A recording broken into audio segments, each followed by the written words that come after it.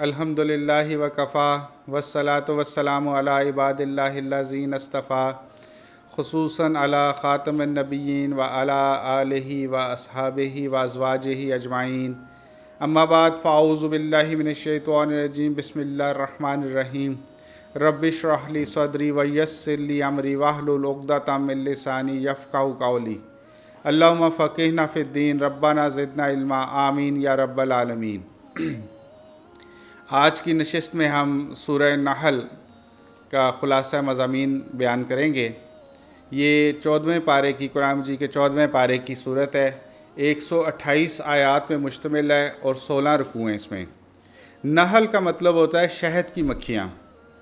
اللہ تعالیٰ نے اس صورت میں شہد کی مکھیوں کا تذکرہ فرمایا ہے، اور ان کا جو شہد کی مکھیوں کا ایک خاص انداز ہوتا ہے اپنے چھتے بنانے کا، اس کا یہاں پہ تذکرہ ہے۔ اس لیے اس سورت کا نام سورہ نحل ہے، شہد کی مکھیوں کے نام پہ۔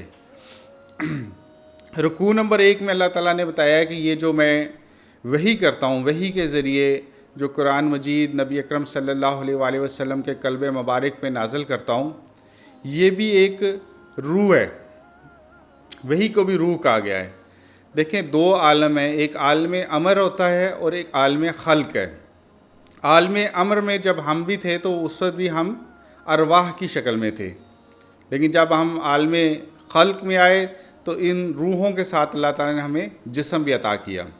اسی طرح دیکھا جائے تو قرآن میں جہاں کہیں بھی فرشتوں کا ذکر ہے تو ان کو بھی روح القدس اور روح الامین، یعنی وہ ارواح کی شکل میں فرشتے ہیں۔ تو عالم امر سے جو بھی چیز آتی ہے، جو بھی مخلوقات اللہ تعالیٰ کے علاوہ جو بھی مخلوقات وہاں سے آتی ہیں، ان کو اللہ تعالیٰ نے روح کہا ہے۔ تو وہاں سے جو روح الامین یعنی حضرت جبرائیل علیہ السلام جو لے کے آ رہے ہیں وہی، اس کو بھی روح کہا ہے۔ اور یہاں پہ آ کے نبی اکرم صلی اللہ علیہ وآلہ وسلم نے اپنے کانوں کے ذریعے اس کو نہیں سماعت فرمایا، بلکہ ان کے قلب مبارک یعنی ان کے روح کے اوپر اس کو نازل کیا گیا، روح پہ اس کو اتارا گیا۔ تو اس لیے یہاں پہ اللہ تعالیٰ نے جو نازل کیا قرآن کو، اس کو بھی روح کہا ہے۔ اس کے علاوہ اللہ تعالیٰ نے بتایا کہ یہ جو قرآن ہے یہ تسکین کا ذریعہ ہے، انسانیت کے ہدایت کا بھی ذریعہ ہے، اور اس کے علاوہ ان کے تسکین اور ان کے قلبی سکون کے بھی ذریعہ ہے۔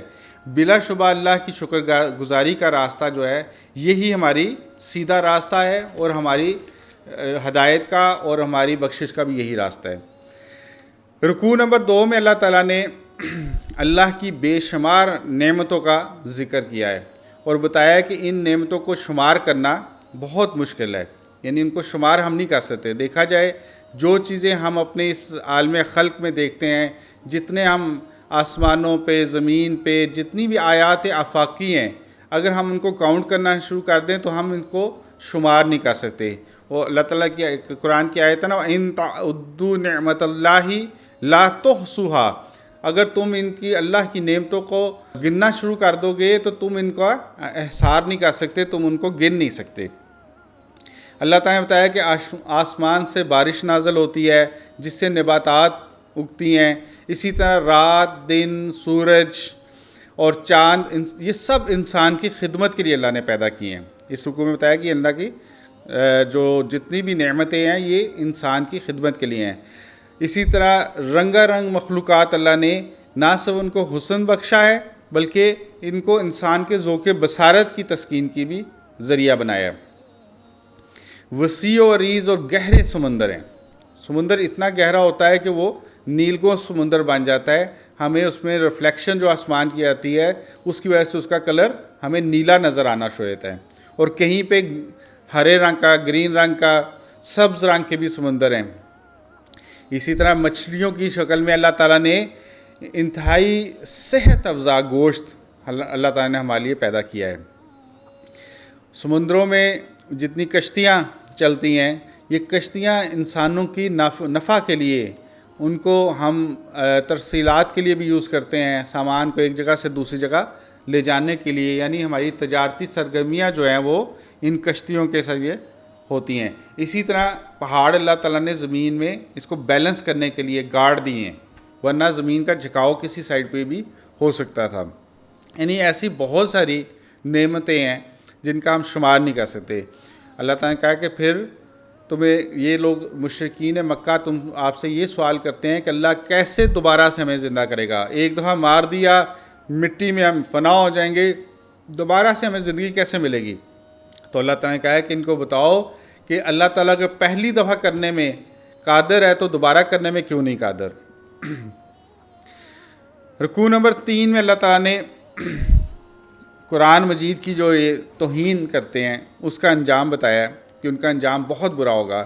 جب ان سے پوچھا جاتا ہے کہ اے مشرکین مکہ کو جب پوچھا جاتا ہے کہ اللہ تعالیٰ کیا نازل کرتے ہیں، تو یہ آگے سے کہتے ہیں کہ یہ تو پچھلے قوموں کے قصے ہیں صرف.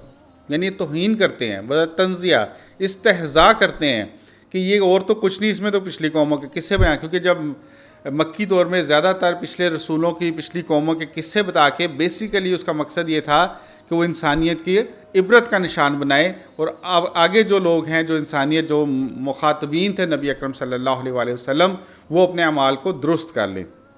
لیکن وہ الٹا ہی کہتے تھے یہ تو پچھلے لوگوں کے قصے ہیں، بڑا تنزیہ کہتے تھے. تو اللہ تعالیٰ نے کہا ہے کہ یہ اپنی گمراہی کا وبال اپنے سر لے رہے ہیں اور ان کے لیے ان کا انجام بہت برا ہوگا. اس رکوع نمبر 4 میں اللہ تعالیٰ نے قرآن مجید کو کہا ہے کہ یہ تو نری خیر ہی خیر ہے. اس میں بتایا کہ یہ جو کافر ہیں یہ موت کے وقت جہنم میں جلنے کی وعید ان کو سنا دیں، اور جو متقی ہیں وہ تو ہمیشہ کہتے ہیں یہ جو نازل نبی اکرم صلی اللہ علیہ وسلم کے اوپر کیا جا رہا ہے یہ تو خیر ہی خیر ہے. اس کے علاوہ ان کو بتایا کہ یہ جو متقی ہیں ان کو دنیا میں بھی راحتیں ہیں اور آخرت میں ان کا شاندار اجر ملے گا.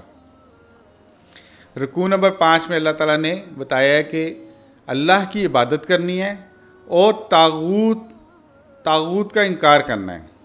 طاغوت جو ہے وہ ہر اس شخص کو، ہر اس نظام کو اور ہر اس شریعت کو کہا جاتا ہے جو اللہ کے احکامات کو بھلا کر بلکہ ان کے نہ صرف بھلانا بلکہ ان کے انکار کر کے ان کے خلاف، اللہ کے احکامات کے خلاف اپنا نظام قائم کرنے کی، اپنی رائے قائم کرنے کی اور اپنے قوانین کے نفاذ کی بات ہوتی ہے.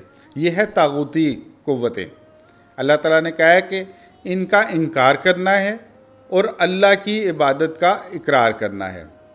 ہمارا جو کلمہ ہے وہ بھی یہی ہے، لا الہ، یعنی کوئی الہ نہیں، یعنی تمام طاغوت کا نفی ہے پہلے، پھر الا اللہ، پھر اللہ مگر اللہ تعالیٰ. یعنی پہلے ہم نے طاغوت کا انکار کرنا ہے اور سائملٹینیسلی ہم نے اللہ کا اقرار کرنا ہے. یہ دونوں چیزیں کٹھی نہیں چل سکتی کہ ہم اللہ کو بھی مانتے ہوں اور اب طاغوتی قوتوں کے بھی ہم کریں کہ نہیں یہ بھی ٹھیک ہے یہ بھی ٹھیک ہے، دونوں چلیں ہیں، معاشرے میں یہ چیزیں چلتی ہیں. ایسا نہیں ہے. ہم نے صرف اللہ کی عبادت کرنی ہے. یہاں پہ ان اعبدوا اللہ واجتنبوا الطاغوت، یعنی اللہ کی عبادت کرو اور طاغوت سے بغاوت کرو. جی، آج کی نشست میں ہم سورہ نحل کی پہلے 5 رکوع کا ہم نے خلاصہ مضامین بیان کیا ہے. انشاءاللہ ہم اگلی نشست میں رکوع نمبر 6 سے اپنے درس کا آغاز کریں گے. اللہ تعالیٰ سے دعا ہے کہ اللہ تعالیٰ ہمیں استقامت نصیب کرے اور اس قرآن مجید کو صحیح طور پر سمجھ کر پڑھنے کی توفیق عطا فرمائے. وآخر دعوانا ان الحمدللہ رب العالمین.